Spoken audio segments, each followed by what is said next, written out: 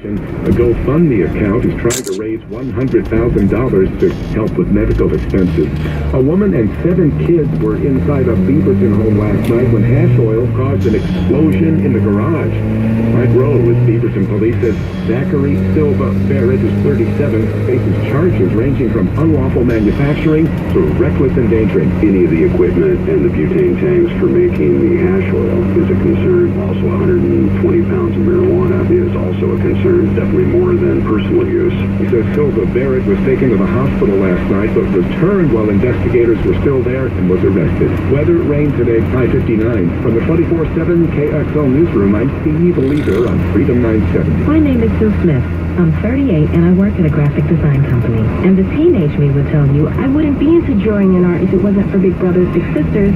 My big sister showed me early on that I could do anything. And to the young me, that meant a lot. My big sister's name is Sheila, and Sheila is the reason that this 8-year-old grows up to have an amazing job as a graphic designer. Whether you donate money or time, you're helping Big Brothers Big Sisters help a child. Start something today at BigBrothersBigSisters.org. Brought to you by Big Brothers Big Sisters and the Ad Council. You know, when it comes to our homes and our families, we all worry about safety. And how do I ensure we're safe? It's Lars. I have a Mascot security door. They're Northwest made and manufactured, designed to keep me and my family safe all year round. Being Northwest made, they're also designed for all the Northwest seasons. Mascot's doors go through a special 4-stage powder coating process, the highest level the industry recommends, meaning they can last through all the Northwest seasons. Now, when you think about security doors, you probably think of a nasty eyesore on the front of your home. Not with Mascot. They bring you custom-made, beautiful security doors right to the front of your home. With spring right around the corner, Mascot's doors will let me and my family feel the fresh air without fear for our safety. To truly appreciate the beauty and security, go to MascotSecurity.com. That's MASCOTTE, MascotSecurity.com, and tell them Lars Larson sent you. CCV number 48836. Remember flashing your feet in a puddle in the street, stomping on asphalt, racing your bike with the kids you like, flying on asphalt. And you do that, not too fast, somehow you broke in through the line. Now you're all grown up, but you just put down, the memories come around. We deliver happy ever after, singing clean, the asphalt matters. Business owners, Signature Paving Services has years of experience minimizing disruption to business on commercial projects. And calling the pros at Signature Paving Services can save you a lot of money by making repairs or maintain the pavement before it goes bad. Call the pros at Signature Paving or visit SignaturePavingServices.com. They'll make your property look its best on time and on budget. We deliver happy ever after, Signature Paving, the asphalt matters. CCB 135293. You're logged into the Lars Larson Show. This is Freedom 970. Naysayers always go to the head of the line on the Lars Larson Show.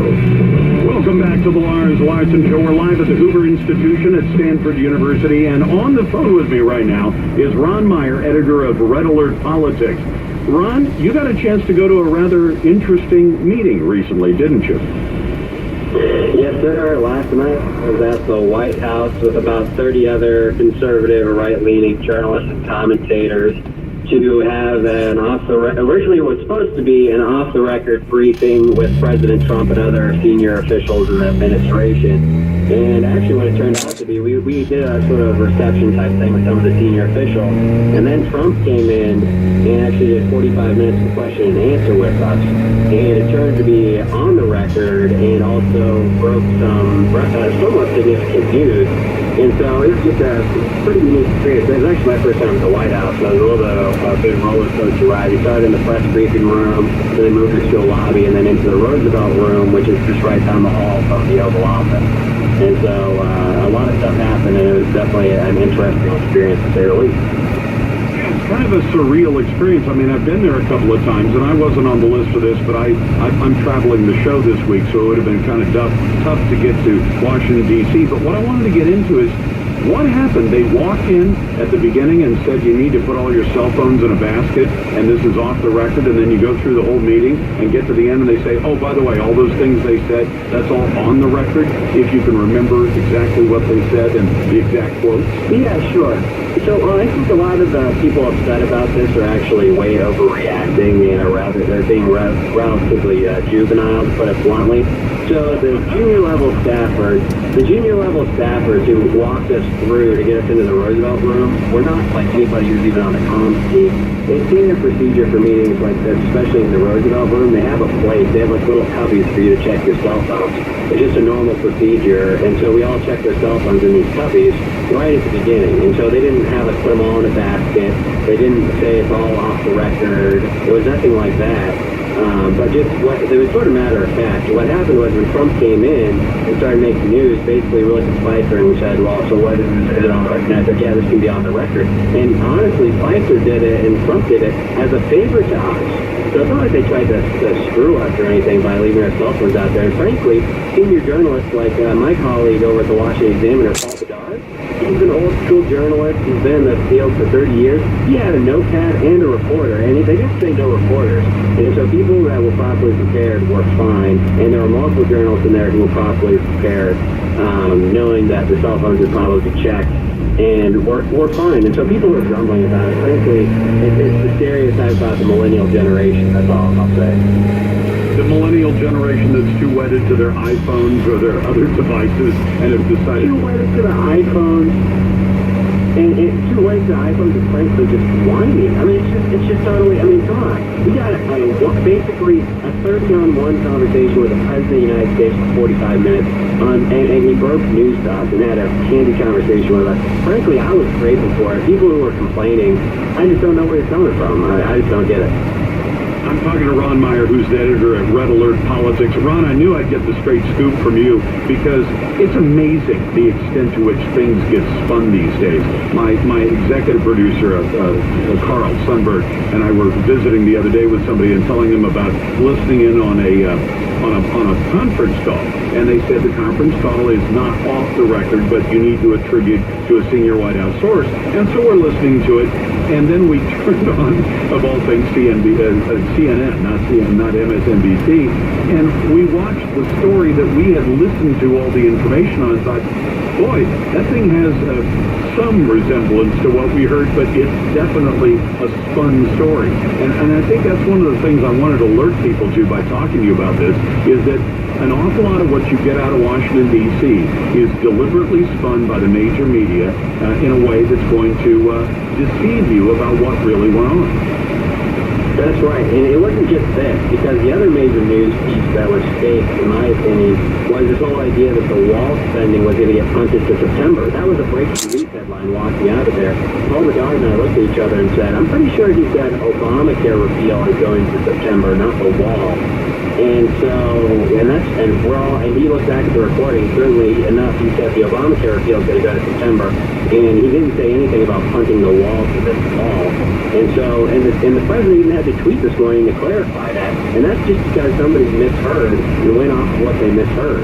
And so, frankly, it's just like I said, it's frustrating because these are supposed to be relatively conservative journals or people who are from conservative outlets, and they're still treating this in a way that the mainstream media would.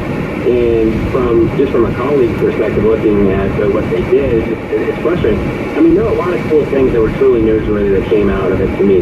One is that Trump has said that there's a stockpile of weapons in Syria, a stockpile of chemical weapons. No other senior official has said that there's actually a stockpile. And then he told us what he's doing to address it, and that he did that targeted strike, and now they're doing sanctions. And he basically said, you know what? If it's not trying to do anything else, they're beyond it. Now, is he saying we're going to invade?